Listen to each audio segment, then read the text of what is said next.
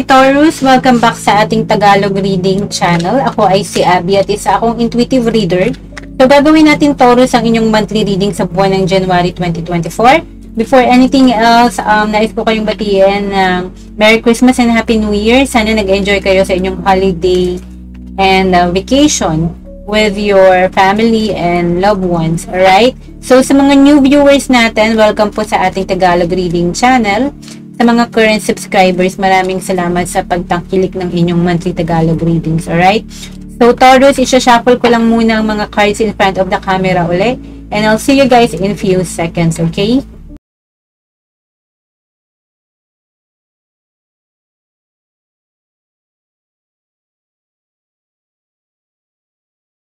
Hi Taurus, so gawin na natin ang inyong general life reading sa buwan ng January 2024. And remember na it could resonate lahat ng mga reading dito in the next 3 months. So all the way to March, okay? So let's see short-term prediction. General life for Taurus sa buwan ng January. Taurus, meron ka sa position number 1 na 5 of Swords. Second position, meron kang King of Pentacles. Okay, sa third position, meron tayong The Hangman, Major Arcana. Okay?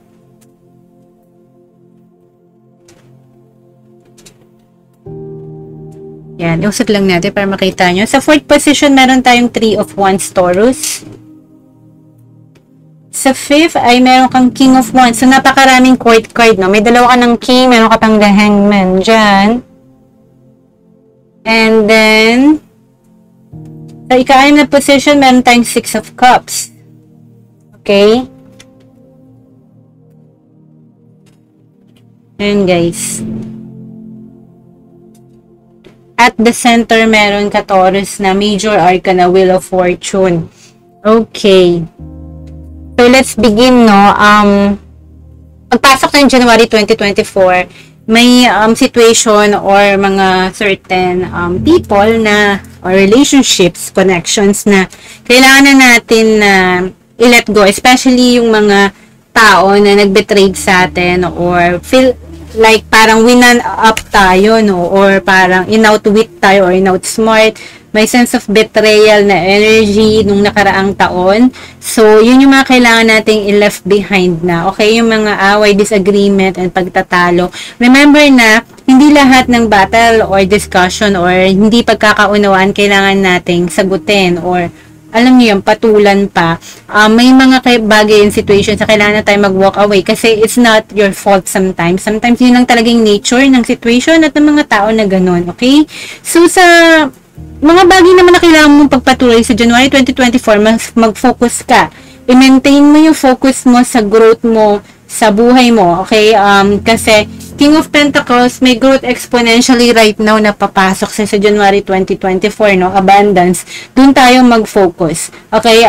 Maging mas nurturer ka, mapagbigay, generous, and I think kasi nakikita mo tong si King of Pentacles, you're sitting comfortably sa upuan. Meron ka na lahat ng bagay na gusto mo sa buhay mo. This is for those people na hindi materially challenged, na okay yung career nila, okay yung dreams and aspirations nila, may direction or something na yung current na takbo ng buhay mo ngayon, contented and happy tayo. It's just that may mga bagay, especially mga tao or situation na kailangan mo lang i-let go. Kasi hindi na siya nakakatulong sa'yo. Maybe they're pulling you down or umaakto na yung sitwasyon or yung mga tao na to na gusto kang malamangan or matalo or hindi mag-succeed. Yun lang naman ang sinasabi dun. Sa manifestations mo, no, you're sitting comfortably naman. So, I would say na sa manifestation, the Hangman, no, so, may work in progress, inner work na kailangan tayong gawin, okay, sa mga manifestations mo. Ito yung mga dreams, goals mo, no, yung mga bagay na mga pinaka-asam-asam mo na mangyari, may inner work na dapat kang gawin do. Maraming yung perspective din, different kind ng understanding or pangunawa or pagninilay-nilay sa sitwasyon, no? Try mo na pag nilay-nilayan, paano natin ma-attract yung mga bagay that we've been wanting na gusto natin sa buhay. Okay, I felt like parang hindi to madaling makamit, no? Hindi makamtan kasi pumasok si Hangman. So, it's something na parang kailangan ng feasibility study, kailangan mo ng bagong perspective, fresh new eyes. Titingnan mo yung mga manifestations na gusto mong simulan with a fresh new eyes. Titimbangin mo based doon sa kung ano yung current situation na nangyayari. Like, for example, naramdaman ko na sa trabaho, no? Expert ka sa isang role, pero it seems like mailap or napaka-specialized yung role na ang hirap hanapin ngayon sa market. Now, ang kailangan mong gawin, bigyan mo to ng fresh eyes, no? Ng fresh point of view. Ano yung kailangan mong gawin? Kailangan mo ng perspective. Paano natin i-redirect para magkaroon ulit tayo ng trabaho? Let's say, kasi medyo mailap yung role na pinanggalingan mo or yung skill. Then, kailangan mo mag-upskill, di ba? Para sa mga manifestation, para maka-attract pa ng mga bagong opportunity. Okay, this is just one example. Okay?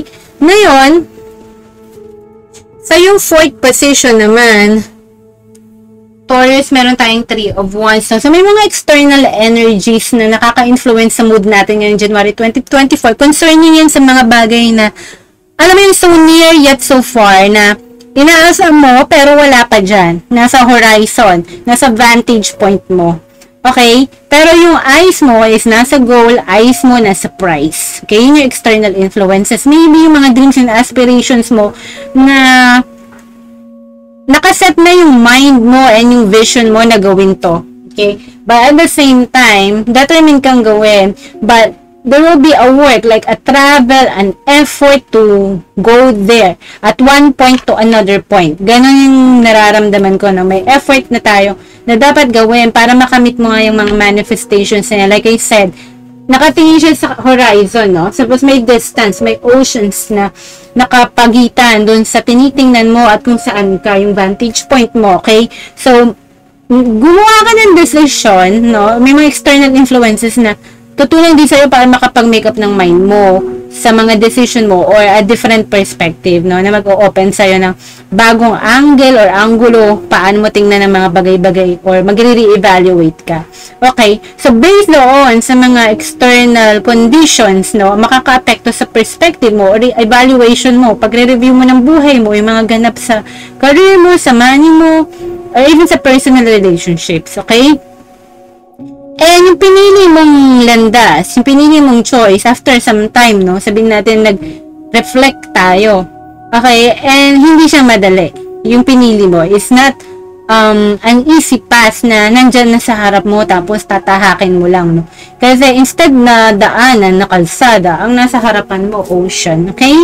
Now, sa fifth position mo, kasi may dalawa kang king, no? May King of Pentacles ka sa kailangan mo ipagpatuloy. So, alagaan mo lang kung ano yung meron ka ngayon. Yung success na meron ka, yung contentment, yung abundance, yung self-sufficient ka, yung nurturer ka pa rin, you know, hindi ka pressure sa buhay, di ba? Ngayon naman, yung kailangan mo ibigay sa sarili mo pa rin para mabackupan mo si King of Pentacles, no? Si King of Wands. So, kailangan mas passionate tayo sa mga gagawin nating goals sa buhay, okay? Mag-attract ka ng mga opportunities. That's your goal. Yung manifestation mo, may process na involved. Even yung mga external influences. Baka kasi nag-dream tayo. Let's say, gusto natin makapag-level up ng career natin. Sabihin natin sa career or sa business ventures natin, gusto natin mag-expand sa ibang lugar, sa ibang bansa, sa ibang state, sa ibang probinsya, or within the Philippines, pero iba, domestic, alam mo yon, travel as well, no? Ibang branch din, no? Na gusto natin makapagtayo ng franchise. Ganun ang example, no? So, dapat yung interest mo nakafocus doon. At i-chase mo talaga yung mga gusto mong gawin. Hindi ito yung energy na night, kasi king yan. Ang night kasi, focus sa isang goal, pag natapos ng mabilis, lipat na naman sa iba. So, meron ka dapat na dedication sa mga manifestations mo. I felt strongly na, kailangan mo ng focus right now, okay? Para kasi nandiyan yung 3 of Wands, para ma-counter mo yung, to shorten yung waiting time, yung manifestation mo. Okay? To shorten the time. So, kailangan ng matinding panahon at oras, no? Kasi sinusubok tayo sa ating mga pangarap. Yun yung nakikita ko, hindi naman sa roadblock, medyo mailap. May ganun lang talaga na panapanahon, gulong ng palad, di ba? Kasi, ayan, nakita mo na yung Wheel of Fortune, andyan nga pala, Wheel of Fortune, gulong ng palad. So, yes, wag tayo magpatumpik-tumpik, wag panaka-naka, dapat consistent, yung hard work mo, yung interest mo, wag kang malulose track. Ngayon, sa new beginnings, may 6 of Cups. Ang new beginnings mo, most likely, manggagaling sa mga past situations.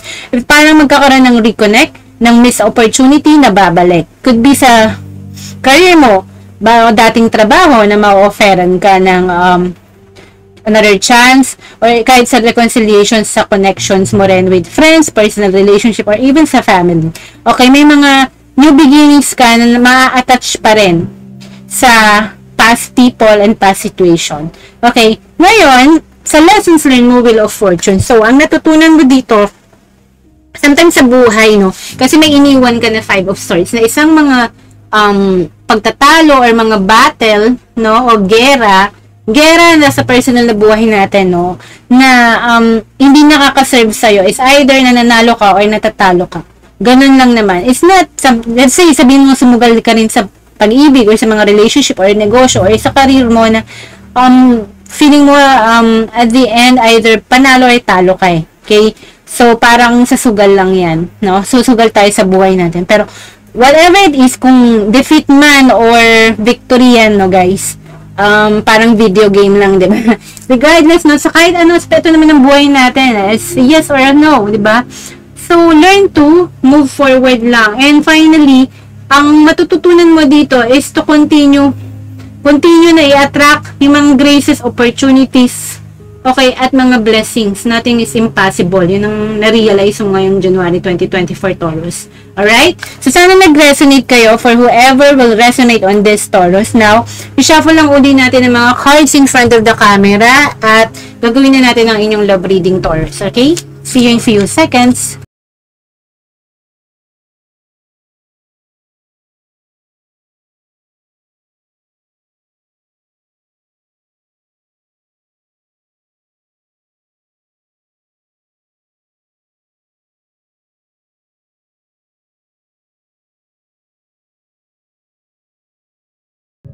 Hi again, Taurus. So, gawin na natin ang inyong love situation for whoever will resonate with this sa January 2024 collective, Taurus. Okay, sa inyong love.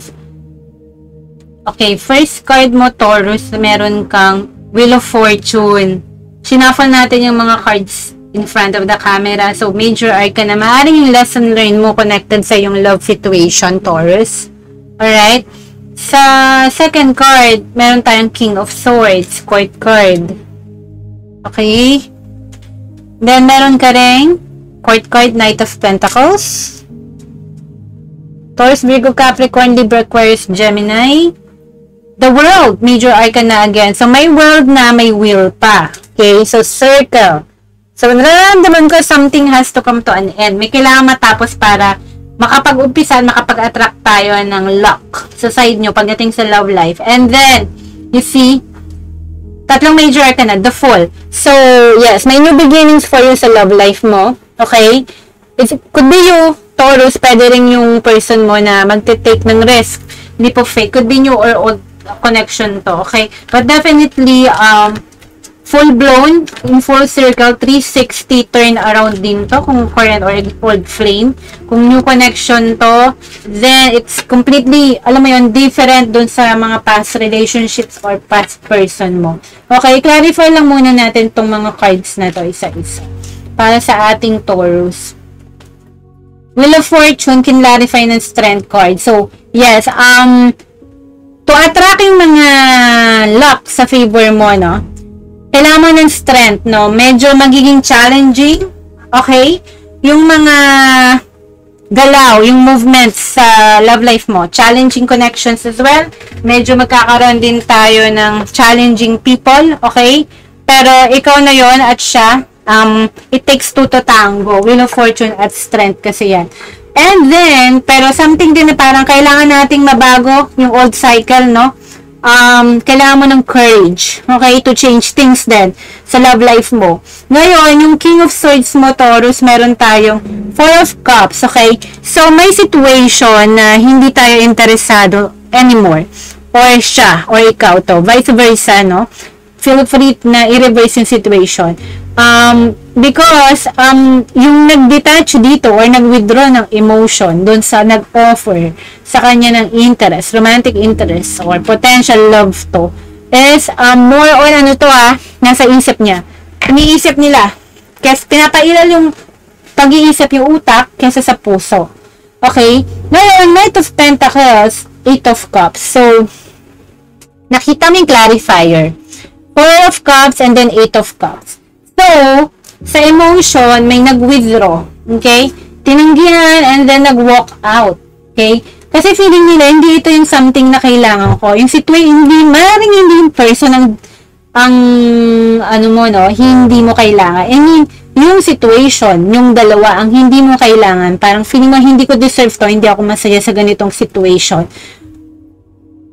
It doesn't mean na hindi mo mahal. Pero maaaring yung situation or yung offer, yung level ng offer and interest niya is something na hindi align sa kung ano ang gusto mo. Okay? So, may nag-walk out, no? Okay? Kasi, I think lang na the moment na nag-walk out ka, Taurus, no? Kasi, you could be dealing with Cancer, Scorpio, Pisces, kasi may cups. The moment na nag-walk out ka, no? That's the time kasi na parang nag-iisip yata yung person mo na mag-make ng move. Okay? Like I said, may Wheel of Fortune, may the World, may the Fool. Okay? Lahat may galaw, may ganap. So, the moment na nag-walk out, kasi sinabi ko nga, in order na magkaroon ng beginning, kailangan may nagtatapos kasi ang full is 0. So, nag-cycle yan, tapos nag-umpisa ulit, diba? So, paano ka magkakaroon ng new beginning kung walang old endings, diba? Anyway, yan yung si 8 of Cups, si 4 of Cups. The moment na nainip ka, kasi natagalan tayo, okay? Kung darating pa ba yung commitment or hindi. Natas yung patience mo, okay, long enough bago ka sumuko, bago ka nag-walk out, bago ka nawala ng interest. Feeling mo rin baka ito, tao nito walang interest sa akin, masyadong cold, masyadong detached, masyadong mabagal. Pwede rin ganun. O yun ang hinahanap mo, isang commitment na dapat niyang ibigay sana sa'yo. Or naghahanap ka ng tao na willing mag-commit kung single ka. Okay? Or kahit may person ka of interest, hindi mo makailangan maging in a relationship para rin to sa single reading. Okay, ngayon sa The World, tingnan natin tong dalawa. Ang The World mo ay kinlarify ng Nine of Swords. So yes, may nagtapos dito kasi masyado tayong na-stress, no? Nag-overthink na tayo, nalungkot tayo. Sometimes, bago tayo matulog, naiisip pa rin natin yung situation, yung connection, or yung person. So, there's something na hindi good, na finifeed sa'yo, no? Kaya nga nag-walk out ka kasi hindi ka happy, hindi ka na interesado, na parang nag-aantay ako ng offer dito, but it seems like, or baka ako nagpapakita ako ng interest sa kanya, pero feeling ko parang hindi mutual. So, yun yung parang case na nag-overanalyze, overthink ka rin sometimes, you know, we think too much. Diba, of course, Gemini energy yun. The Fool and then the Devil can clarify. So, yes, it could be, you could be parang dealing with a Capricornian energy, Devil's energy. So, there's a strong sense na alam mo, may strength, tapos may devil, no? Major arcana. So, ang connection na to, difficult, no? Parang pulls apart, no? Opposite attracts daw, no? Pero kasi sometimes nagre-repel tayo. Yung connection mo with this person, ang ibig kong sabihin. Okay? So, tinatry mo i-work out, nandiyan yung strength, no?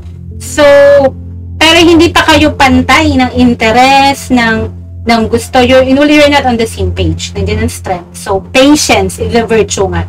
Ngayon, yung beginning na yan, manggagaling dito sa Devil's energy kasi may energy tayo na sa connection mo, Taurus, na attached tayo sa tao in unhealthy ways. Okay?